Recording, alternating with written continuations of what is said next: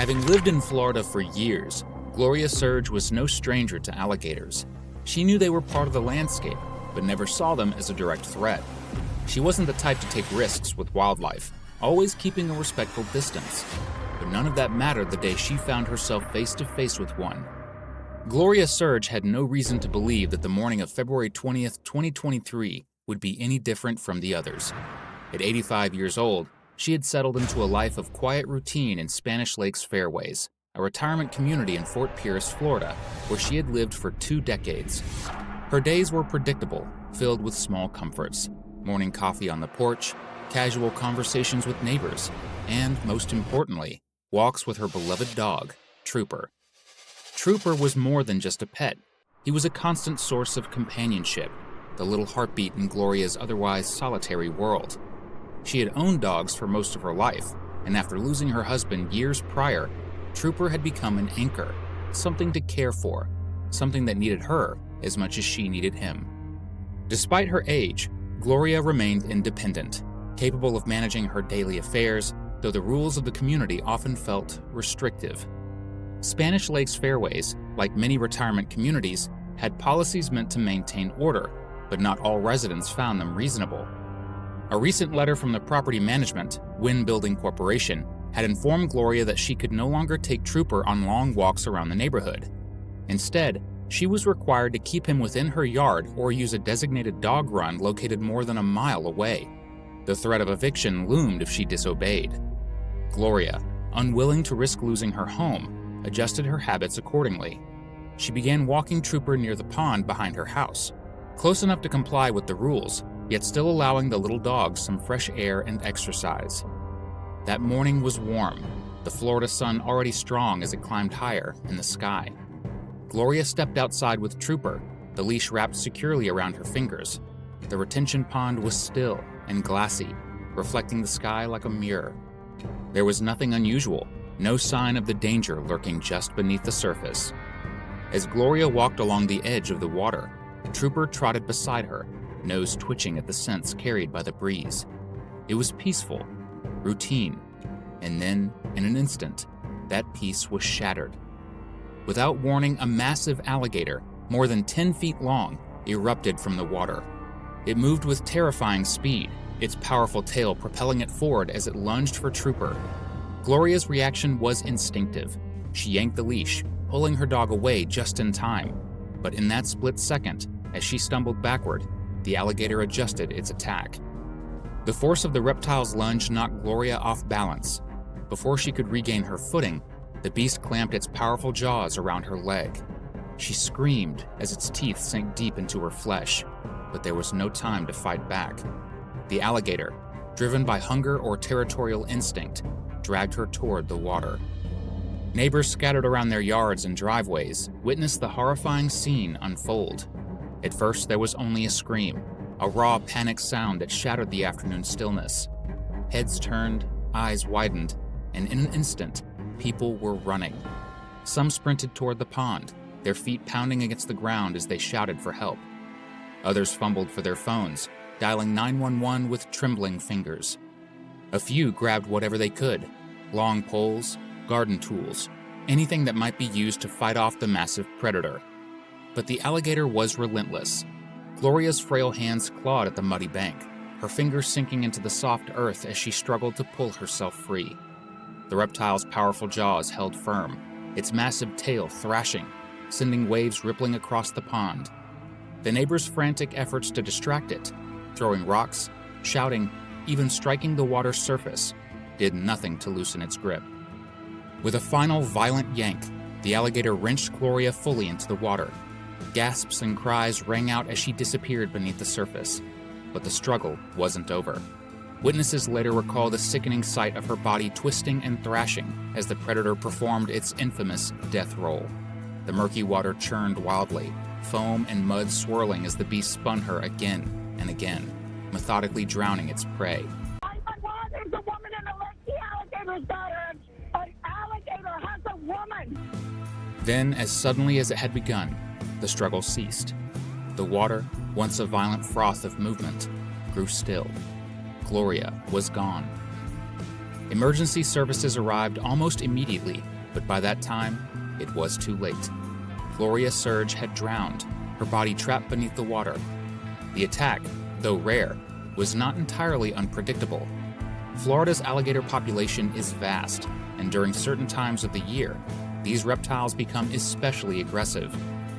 Wildlife experts later speculated that the alligator may have mistaken Trooper for easy prey or was acting out of territorial aggression. Wildlife officials arrived soon after to track down the predator. The massive alligator was found in the pond, its dark form gliding through the water. Trappers worked carefully to remove it, using ropes and poles to secure the animal. Eventually, it was captured and euthanized, deemed too dangerous to be relocated. In the wake of the attack, Spanish Lakes Fairways residents were shaken. Many had lived near the retention pond for years without incident, and while alligators were a known presence in Florida, few believed something so horrific could happen in their quiet community. Conversations buzzed in hushed voices. Could more have been done? Should warnings have been issued?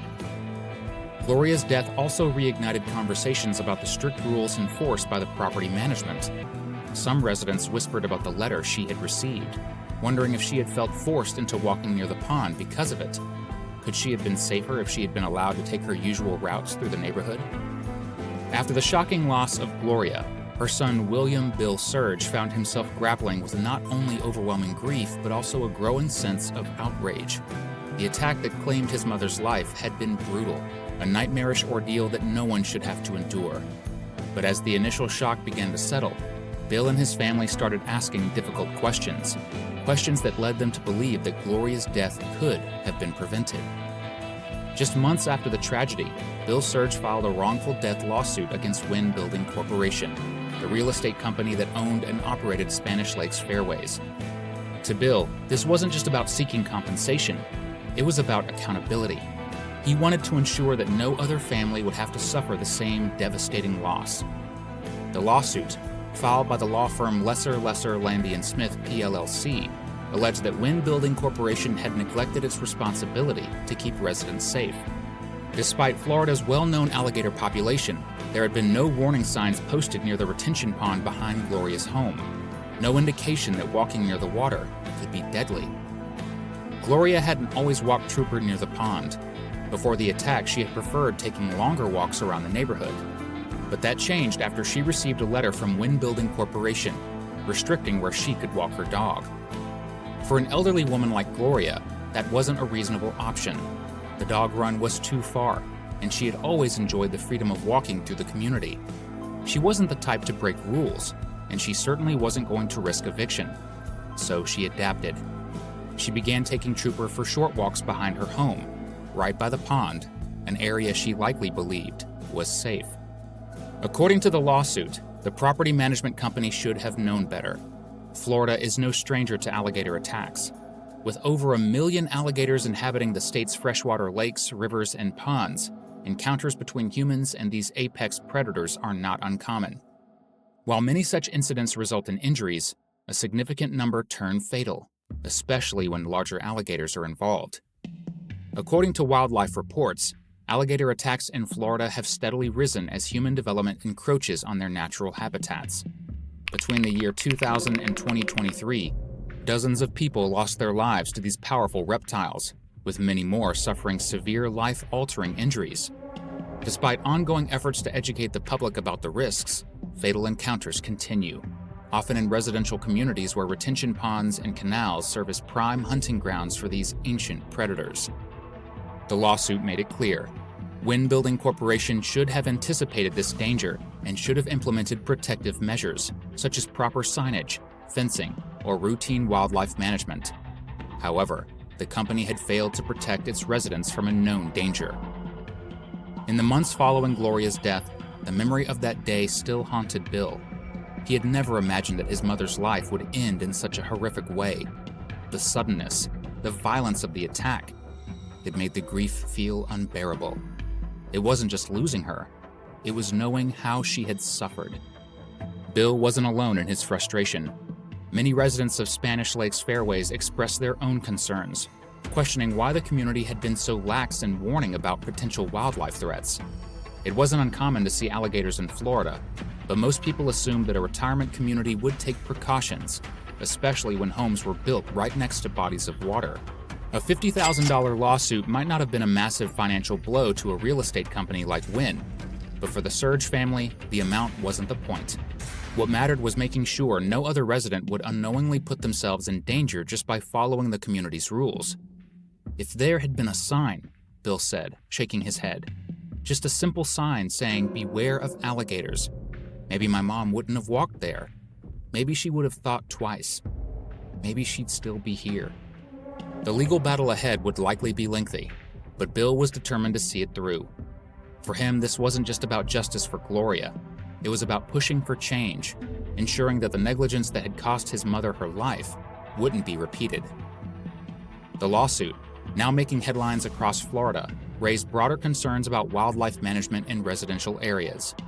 Florida's rapid development had led to more homes being built near natural habitats, increasing the likelihood of human-wildlife encounters. Even as the case moved forward, life at Spanish Lakes fairways continued.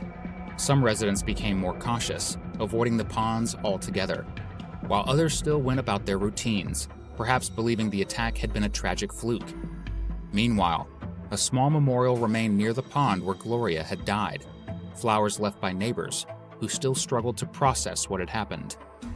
Bill Serge wasn't sure what the future held. He knew that no lawsuit could bring his mother back.